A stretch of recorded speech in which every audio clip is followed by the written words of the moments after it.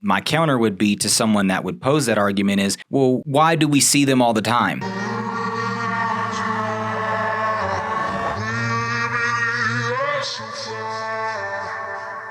What's up, everybody? Today on Universal Theory, we're going to be talking about UFOs. But first, thank you to all of you UFOs out there who are hitting the like button, subscribing, hitting that notification bell, and sharing. You know, it means a lot to us. We greatly appreciate all of you who are in the comment section, asking questions, answering questions, and interacting with this community. That's what it's supposed to be. If you like this new format and you have any ideas about what you would like our next topic to be, please leave it down in the comment section below. Other than that, let's get on to UFOs. Just recently, we both, saw articles, and obviously this has been around for a while, but just recently, I think there's been a call to declassify. There's like a whistleblower that has said, a bunch of them, who's been calling to the government to make public this documentation that we have been reverse engineering UFOs for quite some time. Now, as you can imagine, all the principles apply to aliens. Let's not leave any of the principles out on this one. Yeah. But yeah, I mean, there's no reason to think that just looking at our own genetic makeup, there are hints at different species, and we'll get into kind of like the Anunnaki, I'm sure, at some point, and whether they exist or not, we can't say definitely, but we can get into what we found.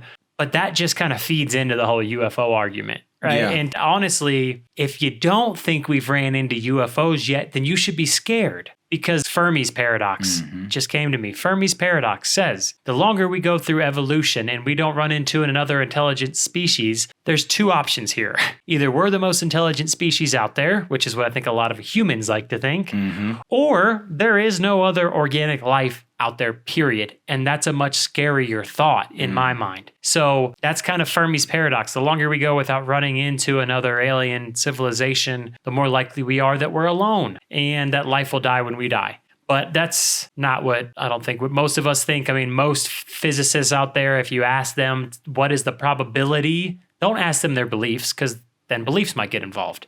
But ask them what the probability is for there to be no other life in all the other galaxies and all, every other planet. There's billions of them. What's the probability? They're going to say it's almost a zero probability that there's no other life, right? That's what the math says. Zero probability. So it's just, have they interacted with us? Have these aliens came here? That's where it gets into more of Fermi's paradox. Well, it depends on how long they've evolved. Did they evolve to protect themselves because they had all the resources they need? Did they evolve on a very resource-lacked planet, or did their planet evolve to lack the resources because they used them up and now they're out searching, right? They're like dendrites out searching for a connection. Yeah. Or are they have everything they need and they're just building defenses around their planet and VR headsets and, in their own little paradise? Yeah.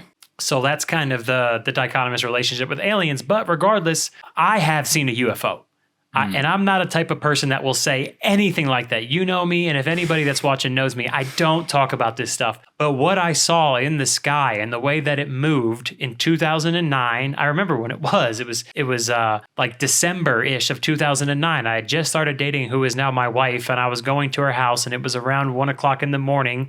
And I remember this because of the emotional state that it left me in, and just seeing this kind of beam of light kind of zip across the sky and thinking it was a shooting star, and then seeing it stop, and then seeing it jet back this way, and then seeing it take off back the other way. It moved across such a large distance in such a zigzaggy manner that there's no way that it could have been anything but technology that I was unfamiliar with. Yeah.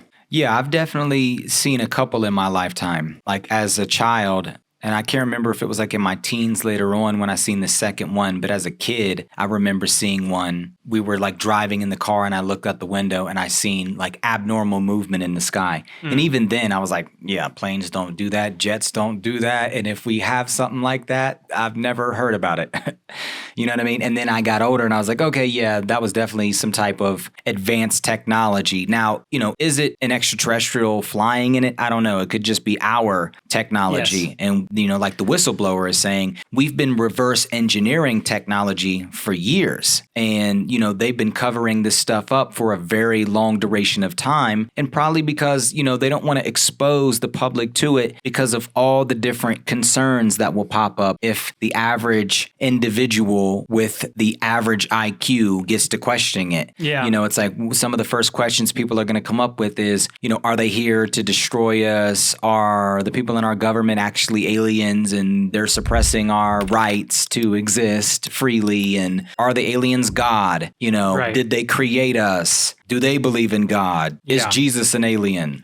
Yeah, it starts to get pretty crazy, but I think the way to get comfortable with it is it's already been here. Like the whistleblowers have said, it's not like, oh, it happened 5 weeks ago and it was when this one thing happened at this one place. No, This was Roswell. So we have Roswell, right? We have Roswell or Area 51, 1947, supposedly when one of the first UFO crashes happened, one of the major ones. And then, 20 years later, we have, or just over 20 years later, we have Lo and Behold, which was, Lo and Behold is just they meant to say hello. So they were trying to send packets of information across the internet. And then I forget where it was from, like Stanford to somewhere in New York or something. Basically, they were trying to send hello world, I think, across the internet. And all that got found on the other side, the only bits of information that made it was the LO. So they call it Lo and Behold. And, just to give it some cool ring to it. Yeah. But, the timing kind of matches up. And then ever since, think about the 50s and forward. That's like when my dad was born. His life, how much things changed from the 50s till now, and they're just going to continue to change that way. It wasn't really moving that fast before then. So the fact that maybe we've been reverse engineering things since Roswell, since Area 51, makes a lot of sense. Yeah. And I would like to think that, if we have been doing that, that's not the only technology. Like we had technology on the surface of our planet that we suppressed, such as Nikola Tesla and stuff like that. You know what I mean? There's a lot of different scientists who didn't make the history books or did, but they're buried in obscure history, technological history, because they didn't want people to know about it. It's like, oh, look this way when really something amazing was going on, because it's like, we're not ready to give that to the public. We want to be able to use it to our advantage, and we want to be able to control it, almost completely before we give it to the masses. Yeah, and that's the main thing, right? Control it, understand it, and then slowly drip feed it to consumers. Exactly. And imagine reverse engineering extraterrestrial. Yes, interstellar travel spaceship. Yes. It's like, okay, what are we going to do with this? Yeah, it's going to have a lot more than Bluetooth. Yeah. If it's traveling interstellarly, it's like, oh, we'll at least get Bluetooth because maybe that's how they were communicating. Right. But at the very minimum, we were getting wireless technology. And that's what I mean by Bluetooth, how to transfer information wirelessly. If we were getting information about how to, here's the problem with reverse engineering is you don't know what everything is. Yes. You only can go based off of what you understand in science and physics. Yes. So because that we have those limits, there could still be bits of information on these UFOs that we still don't understand. How this ball in the center works when it rotates and what it's made of and, these kind of things, because we are reverse engineering it. We're trying to understand what an engineer already did. What somebody already did when they built it, give it to me. I'm going to take it apart, and by taking it apart, I know what all these pieces do. No, that's not how it works. But maybe if more and more crashes and, oh, this is how it's used in this sense, and this sense, and this sense, then we could start to put these pieces together. Because in my mind, maybe we are interstellarly traveling already, but would it really take 100 years if there's been UFOs landing here for 100 years for us to get to that point? It's just, to me, that seems very drawn out, or we just had no idea what the tech was. Yeah, I think that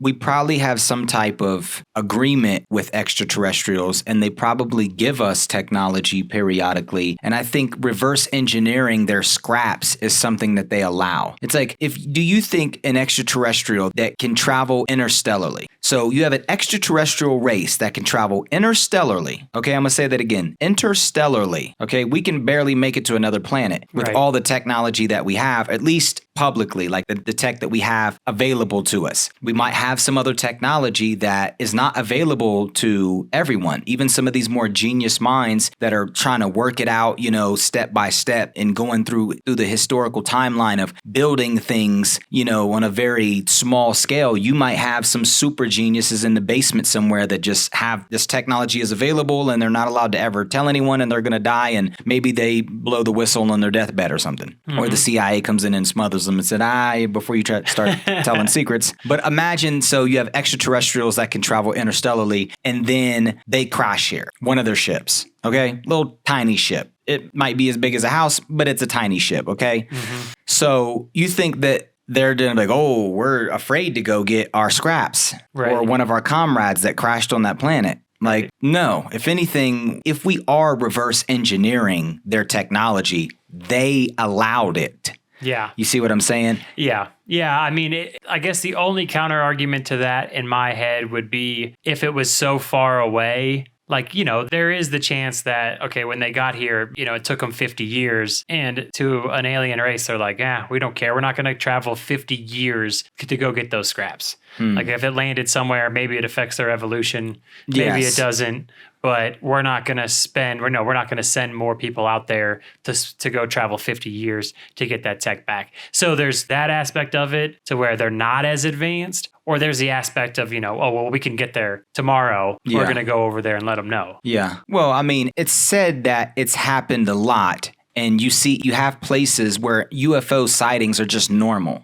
Yeah. So I would like to think that, because that's a great argument, but my counter would be to someone that would pose that argument is, well, why do we see them all the time? What's the probability of a bunch of different alien species all just accidentally crash landing here? Yeah, I think there are a few. But yeah, that is a good point. There's probably one that's the majority. Yes. Or it uses, somewhere in our ocean as a base. I mean, now we're speculating, obviously. The articles we read didn't cover these speculations, but I think it's important to still have the conversation as, more of a what if. What if we haven't mapped out but like 3% of the ocean or something very small because we can't even get to the depths. So if there was a technology that allowed these ships to get into the depths of the water, and if they come out through the water in the middle of the Pacific, nobody's gonna know. Yeah. Especially if they have radar and they know to avoid when there's something passing over. Yeah. Like the ocean is so vast. It's really hard to think about. The ocean covers like 75% of the Earth. Right around was the percentages I think that we came up with. Yeah. So and the Pacific is the main ocean. So you take something like the United States and you put it right in the middle of the Pacific. It looks like a city in the middle of the United States. That's how vast this is. And then we're just looking at the top layer. I mean, the ocean looks massive just as the top layer of the world, let alone when you dive down 10, 15, 20, 30, 40, 50, 60, 70, 80 miles. Yeah. It could probably go down to 100. I mean, who knows? We don't know the depth of the ocean. So the fact that these people are coming out saying, hey, we've been reverse engineering this, and it's not like, well, we know every inch of the Earth, so you're not hiding it here, and if you are, it's in Antarctica. Yeah. Or the world's flat. It's one of the two. Sorry, I had to poke that jab. So we don't have that counter argument there. We can't say, oh, this can't be true because the government wouldn't lie to us. Yeah. We don't have that counter argument either. They lie to us every day. So it really comes down to, if these officials are saying it, who do we believe? Our government, who we know lies to us, or the people who work for the government who are tired of lying to us? Okay, I've been doing this my whole career. 50 years later, you guys, come on. It's time to tell the people. You promised you'd tell the people after 10 years or whatever, right? So start making these documentations public. And I get why they don't want to, because of the hysteria, right? Because the average person isn't going to be like me or you and be like, it's been here for 50 years. I mean, it doesn't really change my life. I still got to work tomorrow. Yeah. I still got to feed my family. I'm still going to shoot my podcast. Nothing is really going to change because I know that, except maybe I'll be at more peace. Yeah. If anything, it would make me more peaceful. Like, okay, there are smarter humans than humans here. Smarter things than humans on Earth.